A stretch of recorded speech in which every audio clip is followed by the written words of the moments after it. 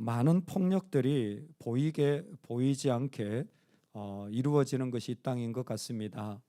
사실 중동 지역은 지금도 종족 간의 전투가 또 싸움이 이루어지고 있고, 꼭 중동이 아니더라도 우리가 살아가는 삶의 자리에도 언어 폭력이라고 하는 무서운 폭력, 그래서 예수님께서 오죽하셨으면 형제를 향하여 나아가라 하는 자들마다, 즉 욕을 하고, 그리고 쉽게 판단하고, 그리고 그 가운데 폭력적인 언어를 행사하는 자들을 하나님이 심판하실 것이라고 말씀하시는 것까지 있었습니다.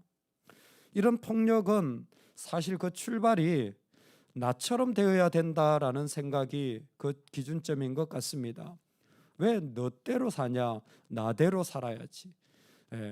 네가 나처럼 되어야지라는 마음이 아마 우리에게는 깊은 생각들이 있어서 내가 생각한 대로 나처럼 되어야 돼라는 것이 수위가 높아져서 결국 폭력적인 모습까지 나오지 않나 생각되어집니다. 아마 부모님들이 자녀들에게 언어 폭력을 많이 하는 것은 왜 나처럼 되지 않니? 아니면 자기는 못했지만 이렇게 돼야 되지 않니? 라고 생각하는 부분이 강하기 때문일 것이고, 또 서로를 향하여서 폭력적인 마음, 정말 싫다, 밉다, 같이 하고 싶지 않다라는 마음이 드는 건 역시 왜 그렇게 하니? 이렇게 나처럼 해야지 라는 생각이 은연중에 지배하고 있기 때문일 것입니다. 그런데 오늘 우리가 읽은 열왕기하 9장과 10장의 핵심은 이렇게 말합니다. 나보기에 정직한 일을 행하되 잘 행하여 내 마음에 있는 대로 아합 집에 다 행하였은즉 이라고 표현하고 있습니다. 즉 나처럼 되어야지라고 하는 것이 아니라 하나님 보시기에 하나님 마음에 있는 대로 다 행하여졌다라는 것이 바로 이 두 장의 핵심이라는 것입니다. 여러분, 우리가 살아가는 어떤 어려움의 자리에도 하나님 마음에 있는 것이 이루어지는 자리가 되기를 주의 이름으로 축원합니다. 정말 우리도 그런 폭력을 행할 때도 있고 당할 때도 있습니다.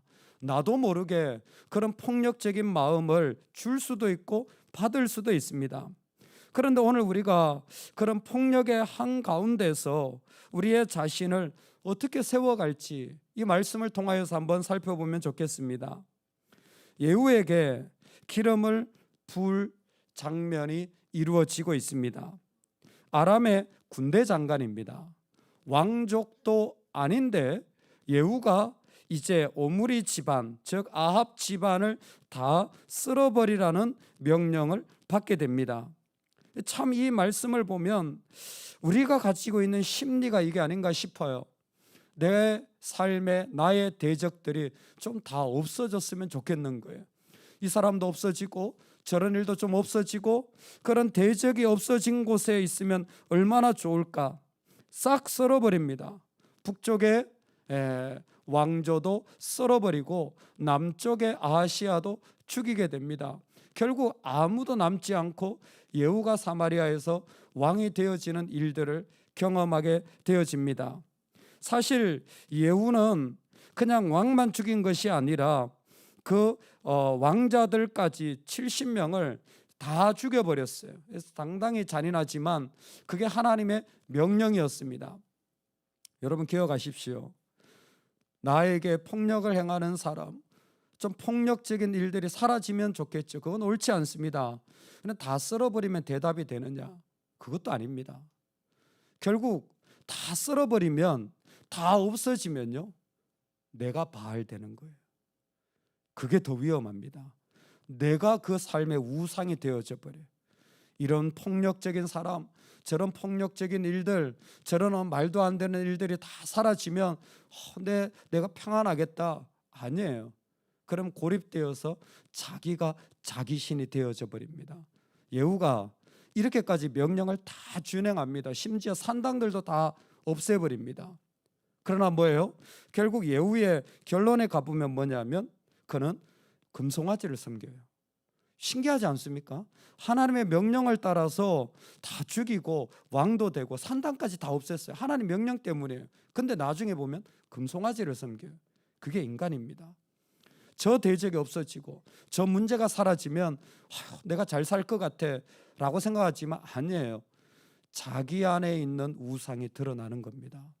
그래서 사실 여러분, 배우자 잘못이 아니에요. 절대적으로 내 안에 금송아지가 들어앉아 있어요. 여러분, 그거 보셔야 됩니다. 여러분, 그거 깨달으셔야 돼요. 그거 눈물로 기도하셔야 됩니다. 저 사람의 폭력이 폭력으로 다가오는 것보다 더 무서운 것은 내 안에 그보다 더 무서운 폭력이 들어앉아 있다는 것입니다. 놀랍게도 예후는 그 일들을 우리에게 보여주고 있습니다. 사실 하나님의 명령을 따라서 그 모든 일들을 이루어 가기 시작합니다. 선지자의 제자가 오는 것이죠. 왜 그러는지 모르겠습니다. 엘리사가 건강이 안 좋았는지 모르지만 제자가 하나 가서 그 회의 중에 있는 예후를 불러냅니다. 급히 당신에게 할 말이 있습니다. 무슨 말입니까? 하나님이 당신에게 기름을 부어 이제 이스라엘의 왕으로 삼으라고 합니다 라는 이 어마어마한 이야기가 거기에 그대로 전달되어집니다. 그랬더니 바로 그 일들을 받아서 예후는 그 자리에서 왕이 되어지는 거죠. 마음에 딱 기름 붓는 그 장면을 품고 나아가는데 사람들이 묻는 거예요. 왜 그러니? 아니, 알게 될 거야. 왜 그러니? 알게 될 거야. 세 번째 다시 물으니까 나를 왕으로 삼는데, 야, 진짜 네가 왕이 돼야 된다. 그 모든 장관들과 대표들이 다 동의해 주는 것이죠. 여러분, 이때 정말 필요한 것이 무엇이냐면, 폭력적인 한가운데서 우리가 첫 번째로 해야 될 일은 심판을 하나님께 맡겨야 된다는 것입니다. 그게 배우자건, 그게 가까이 있는 사람이건, 그게 이 땅의 폭력이건, 심판은 철저히 하나님께 맡기실 수 있기를 주의 이름으로 축원합니다. 정말 하나님만이 이 땅의 모든 것을 판단하시고 모든 것을 다스리시는 분임을 우리는 고백해야 돼요. 6절을 한번 제가 읽어드리겠습니다. 예후가 일어나 집으로 들어가니 청년이 그의 머리에 기름을 부으며 그에게 이르되 이스라엘 하나님 여호와의 말씀이 내가 내게 기름을 부어 여호와의 백성 곧 이스라엘의 왕으로 삼노니. 아멘. 하나님께 심판을 맡긴다는 걸 왜 모르겠어요. 여러분, 그런데 폭력의 한가운데 있잖아요. 신앙이 출발되어지려면 어떻게 해야 되냐면 나에게 하나님은 어떤 분인가를 항상 고백해야 돼요. 그러니까 하나님의 성품과 하나님이 어떤 분인가가 신앙의 중심이 돼야 돼요. 삶의 중심이 돼야 돼요. 그러니까 이 어려움을 당할 때 하나님은 어떤 분이지? 어떤 분에게 사랑의 하나님일 수 있어요. 어떤 분에게는 십자가의 하나님일 수도 있습니다. 어떤 분은 부활의 하나님을 고백할 수도 있습니다. 중요한 건 하나님이 어떤 분이냐예요. 내가 지금 나처럼 되어야 되느냐가 아니라 하나님이 어떤 분인가가 되면 심판을 하나님께 맡길 수 있어요. 열왕기에서 처음으로 하나님을 이스라엘 하나님이라고 표현하고 있습니다. 이스라엘과 하나님이 결합된 거예요. 즉 이스라엘의 모든 것은 누가 주관하고 있어요? 하나님이 주관하고 있다는 거예요. 이게 중요합니다. 하나님이 어떤 분인지가 결정되어야 돼요. 근데 의외로 있잖아요. 그 어려운 일을 겪어도 낙심만 하는 사람들이 있어요. 그 아픈 일을 겪어도 아무것도 간정할 게 없는 사람들이 있어요. 그냥 상처만 있다고 말하는 사람들이 있어요. 100%입니다. 그 안에서 하나님을 발견을 못하고 고백을 못한 거예요. 하나님이 없으니 하나님이 하신 일도 없는 거예요. 근데 사실 우리가 골짜기에 있건 우리가 천국을 걸어가건 하나님이 다 계십니다. 할렐루야. 이스라엘 하나님이라고 하는 것은 바로 이 삶의 자리를 하나님이 다스리고 있다는 거예요. 그러므로 그 모든 진노하는 것, 그 심판은 뭐예요? 주께 맡기는 것입니다. 대표적인 사람이 누굽니까? 다윗이잖아요. 왕으로 세움을 받았지만 사울 죽이려고 달려간 적 한 번도 없습니다. 사울이 오히려 다윗을 죽이려고 했죠. 다윗은 뭐 했습니까? 피해 다녔어요. 다윗은 뭐 했습니까? 미치게 된 거예요. 다윗은 뭐 했습니까? 다 잃어버려져야 됐습니다. 그런데 돌아보면 그때 하나님이 다윗을 왕으로 만들어가고 계셨던 거예요. 누구보다도 훌륭한 왕으로. 하나님께 맡긴다라는 것은 내 하나님을 그 순간에 붙잡는 겁니다. 이스라엘 하나님이었어요. 여러분, 내 하나님을 누군지 고백하시기 바랍니다. 지금 여러분의 하나님 어떤 하나님입니까? 이번 한 주간에 여러분에게 다가왔던 하나님은 어떤 하나님이십니까? 그냥 누가 툭 찔러서 물어보면 나 요즘 이런 하나님 경험하고 있어. 요즘 나에게 이런 하나님 나에게 말씀하시는 것 같아 라고 분명하게 고백할 수 있기를 소망합니다. 이스라엘 하나님인 거예요. 그 하나님이 고백되어지자 정말 어려움 없이 그 삶의 자리가 하나님의 무대가 되어진 겁니다. 상황은 죽임을 당하는 폭력적인데도 말입니다. 예후는 바로 이 일들을 마음에 품었습니다. 놀랍게도 즉각적으로 이 일들은 시작되어졌는데 하나님이 이 장관들의 물음을 통하여서 비밀리에 행하여지는 것이 아니라 공개적으로 예후가 왕이 되어지는 자리를 그 가운데 만들어가고 있었습니다. 예후를 지지하는 것 같지만 아닙니다. 하나님이 심판하고 계신 것이었습니다. 하나님께 맡기자 하나님이 하나님의 방법대로 사람들을 움직여가고 그때를 만들어가는 것이었습니다. 이 무서운 일들이 예후가 그냥 혼자 일어나서 반역했다면 그거 정말 쿠데타로 그 자리에서 죽임을 당했을지 모릅니다. 근데 자연스럽게 장관들이 와서 묻기 시작하자 이 어마어마한 일들이 세력이 되어지고 이 일을 행하는데 동력자들이 되어서 그 일들이 이루어지기 시작한 거예요. 여러분, 오늘 하나님이 이 일을 이루어 나가고 계십니다. 우리가 보는 방법들만 있지만 사실 그 외에도 하나님은 수만 가지 방법들로 하나님 그 일을 이루어 가세요. 그래서 오죽하면 원수가 너에게 해를 줄 때 뭐하라? 기도하라. 그러므로 그 원수의 머리 위에 숯불을 올려놓는다 그랬잖아요. 하나님이 어떻게 심판하실지 우리는 몰라요. 하지만 하나님은 분명히 하나님의 일을 이루어가는 것입니다. 언제? 우리가 그분에게 맡겨드릴 때. 내 하나님을 고백하면요, 그때 하나님은 그 하나님의 자리를 통하여서 그 삶의 자리에 이루어 가시기 시작하는 겁니다. 예후의 이 이야기는 사실 끔찍한 폭력의 이야기입니다. 그럼에도 불구하고 예후의 이야기가 우리에게 몇 가지 지혜를 줍니다. 폭력적인 일을 당합니까?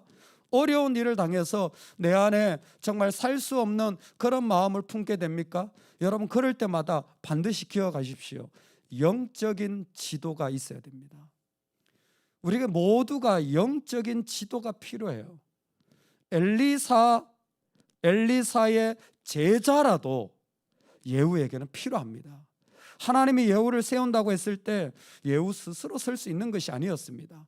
하나님의 마음과 뜻을 나눌 영적인 지도가, 영적인 조언이 그의 삶에 던져지자 그는 놀라운 왕으로 세움받고 하나님의 한 획을 걷는 아합 집안을 심판하는 도구가 되어진 것입니다.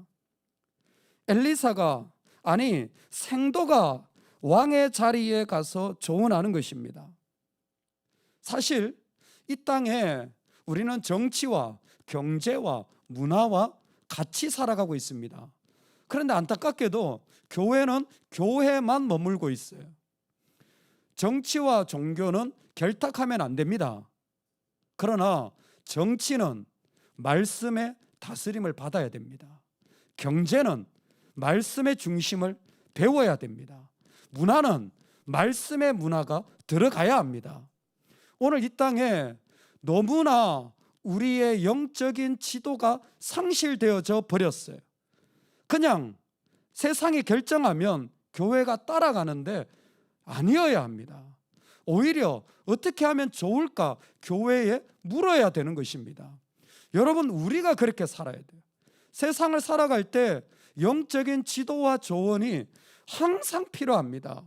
그게 신앙생활과 상관없는 것처럼 보이는 영역 없습니다. 하나님이 다스리지 않는 영역이 있습니까? 아니요, 없어요. 사업을 하든 자녀를 키우든 해외에 가 있든 그게 내가 사람을 만나든 하나님 모든 곳에 역사하시는 겁니다. 그렇다면 그곳에는 반드시 하나님의 목적이 분명하게 세워져야 합니다. 여우를 왜 세웁니까? 7절에 너는 내 주 아합의 집을 치라, 이거였습니다. 하나님의 구체적인 목적이 드러나야 합니다. 여러분, 우리는 내가 하나님의 목적을 찾기도 해야 되지만 동시에 내 주변에서 하나님의 목적을 계속 우리가 들어야 됩니다. 내가 이런 상황인데, 내가 이런 자리가 있는데 정말 이 가운데 하나님의 목적이 뭘까요? 계속 물어가야 합니다. 할렐루야.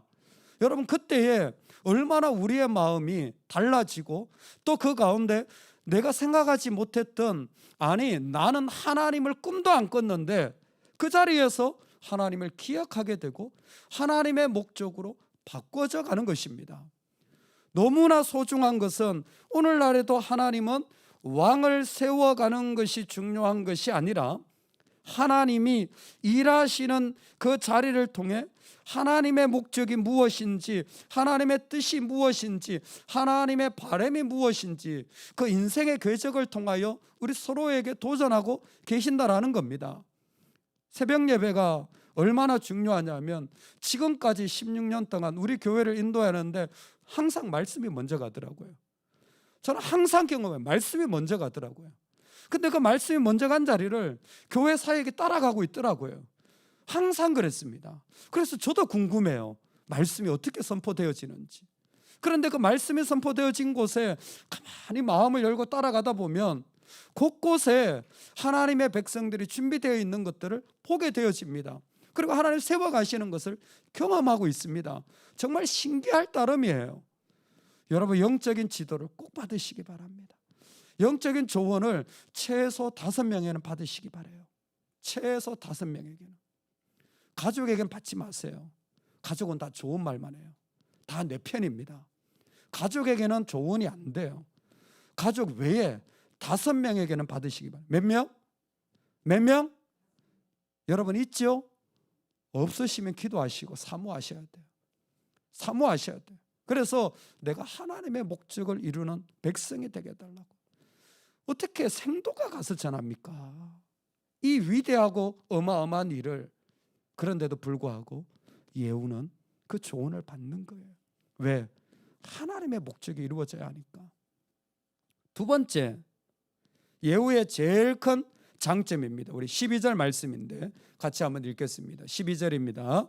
무리가 이르되 당치 아니한 말이라 청하건대 그대는 우리에게 이르라 하니 대답하되 그가 이리이리 내게 말하여 이르기를 여호와의 말씀이 내가 내게 기름을 부어 이스라엘 왕으로 삼는다 하셨다 하더라 하는지라. 아멘. 여호와의 말씀이, 즉 주께서 나를 이라는 표현이 예후가 아직도 하나님의 앞에 쓰임 받을 수 있는 이유입니다. 하나님이 먼저인 것입니다. 주님의 시작하심이 그의 안에 있는 겁니다. 놀랍게도 그는 이 놀라운 메시지를 받아들이게 되어져요. 아마 엘리야가 아합에게 했던 메시지를 아합의 군대 장관으로서 옆에 듣고 있었을지 모릅니다. 뭐예요?